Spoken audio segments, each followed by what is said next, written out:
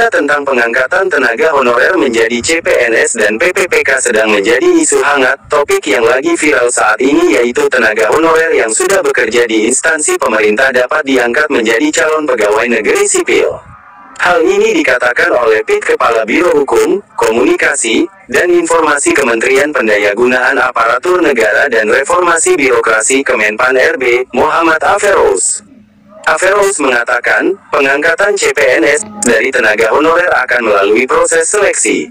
Dengan proses seleksi CASN calon aparatur sipil negara pengangkatannya, ujarnya, dikutip dari kontan.co.id, Sabtu tanggal 22 Januari tahun 2022.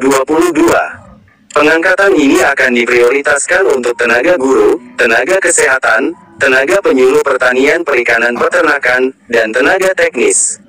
Mengacu pada PP nomor 48 tahun 2005 tentang pengangkatan tenaga honorer menjadi calon pegawai negeri sipil, Aferous menegaskan ada beberapa hal yang harus diperhatikan, termasuk kriteria tenaga honorer yang dapat diangkat menjadi CPNS, diantaranya 1. Tenaga honorer yang berusia maksimal 46 tahun dan mempunyai masa kerja 20 tahun atau secara terus-menerus. 2. Tenaga honorer yang berusia maksimal 46 tahun dan mempunyai masa kerja 10-20 secara terus-menerus. 3. Tenaga honorer yang berusia maksimal 40 tahun dan mempunyai masa kerja 5-10 tahun secara terus-menerus. 4. Tenaga honorer yang berusia maksimal 35 tahun dan mempunyai masa kerja 1-5 tahun secara terus-menerus. Meski usia dan masa kerja pengangkatan tenaga honorer ke CPNS sudah ditetapkan, pemerintah akan memprioritaskan tenaga honorer yang berusia tinggi dengan masa kerja paling lama. Selain itu, kriteria masa pengabdian tidak berlaku bagi honorer di tenaga dokter yang sedang bekerja di instansi pemerintah.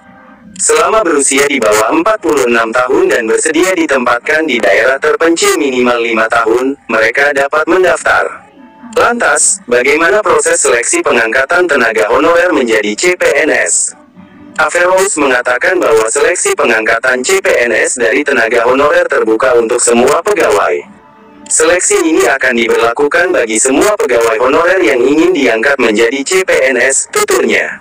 Seleksi meliputi 5 tahapan, yakni seleksi administrasi, disiplin, integritas, kesehatan, dan kompetensi.